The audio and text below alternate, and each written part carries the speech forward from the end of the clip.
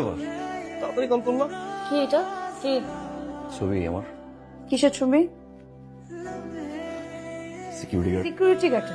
তুমি security গার্ডে job করো? তুমি আমাকে কি বলছো এতদিন? মিথ্যা কথা বলছো তুমি আমার সাথে। তোমার সাথে আমি এই জন্য রিলেশন করছিলাম। দিনের পর দিন তুমি আমার সাথে মিথ্যা কথা কেন বলছো? প্রতারক। কি শুনবো তোমার কথা? আমি তোমার একটা কথাও শুনতে চাই না।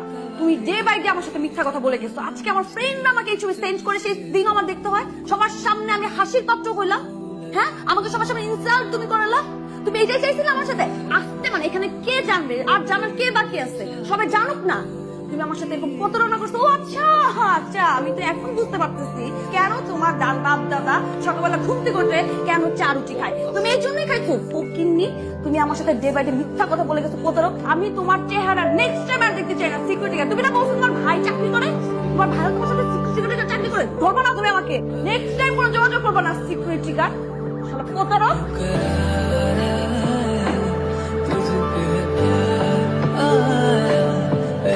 কিরে তুই মন খারাপ করে বসে আছিস কেন?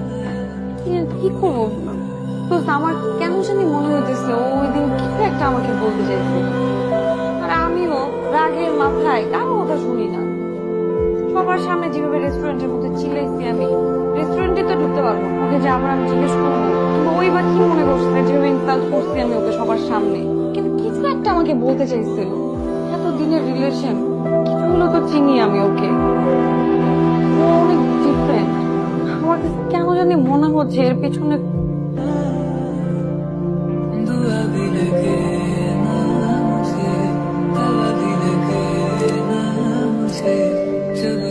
আমার আসলে ওইভাবে ব্রেকআপ করাটা উচিত হয়নি। ফ্রেন্ডদের জন্য সবাই এমন ভাবে হাসি তামাশা করছিল আমাকে নিয়ে, তোমার এই পিকচারটা নিয়ে খুব ইনসাল্ট ফিল হচ্ছিল। ঘুমাতে পারছিলাম না রাতে। আমি তোমাকে কিছু বলতে চাইনি, কিন্তু ওরা যেভাবে ধরলো আমাকে, তখন রাগের মাথায় তোমাকে এসে কথাগুলো বলতে হলো আমার। আসলে তোমাকে তখন বোঝা উচিত ছিল আমার। আমিও কি রাগের মাথায়, কিন্তু জানি আমার রাগটা একটু বেশি। সরি। এখন এ বিয়েতে আমার কোনো আপত্তি নেই। কিন্তু আমার তো আপত্তি আছে।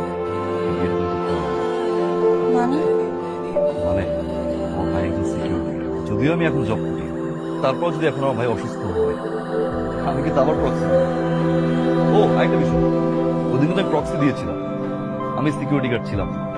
তুমি তো কথাই শুনতে চাওনি। আমাদের রিলেশনশিপটা পুরোপুরি ছিল তোমার ফ্রেন্ডদের উপরে। তোমার সব ফ্রেন্ডের কথা শুনলা,